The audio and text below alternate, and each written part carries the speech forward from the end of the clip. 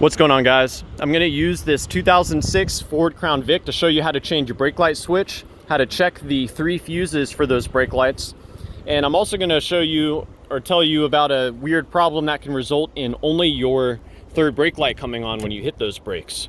So to start with, let's go take a look at the switch. I'll show you how to remove it.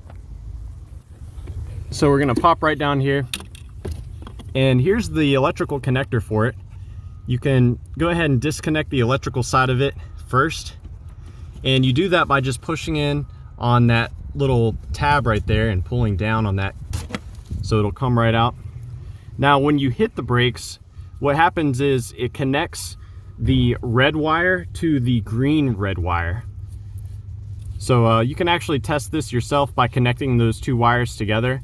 You're just gonna have to remove some of the tape here to see which pins are involved. Should be pins 1 and 2. The red wire receives power from the fuse under the hood, and the green wire goes and splits off, goes to the third brake light circuit as well as the rear brakes, the rear brake light circuit. Now, to get the switch out, you can see there's this little safety green plastic bit right here. Basically, this just hides the pin. There's a pin that locks everything together. So you can just kind of rip that out of the way. That's all it is right there. And that's going to expose this green pin. You actually don't need any tools to get this out. You can just grab the green pin and pull it down.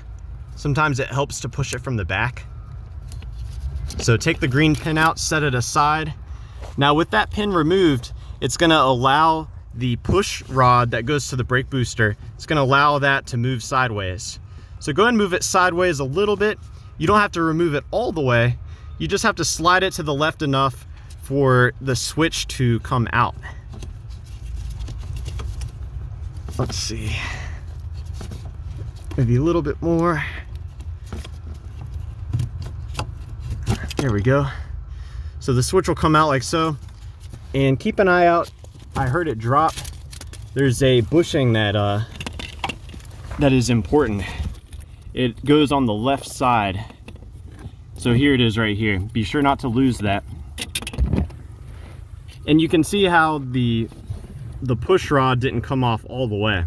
So to install the new one, go and position this far to the left, and you can take your new part.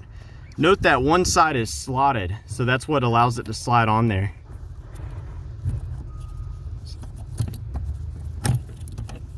So you can just push that up and slide it over.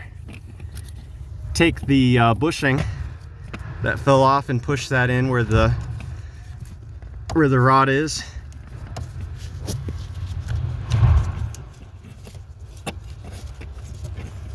Bear with me because this is kind of tough to do one-handed, but you get the idea. You slide the bushing in there, you reinstall the pin,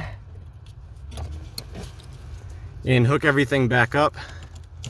And you'll want to push that green piece back on as well. That's just a safety device. Now, while we're down here, we're gonna check the fuses. So slide this cover off. Now, when you hit the brakes, power from the red wire goes to the green red wire, which goes to both of these fuses right here. The 7.5 amp fuse, that goes directly to your third brake light. Now the 15 amp fuse, it's for the left and the right brake light, but it doesn't directly go to those bulbs. It instead goes to your hazard light, your hazard switch rather. So sometimes if the hazard switch has a bad connection, it can result in the third brake light coming on, but none of the other lights coming on. So what I like to do sometimes is to just mess with that switch. Sometimes if you play with the switch, you'll restore that bad connection and it'll start working again.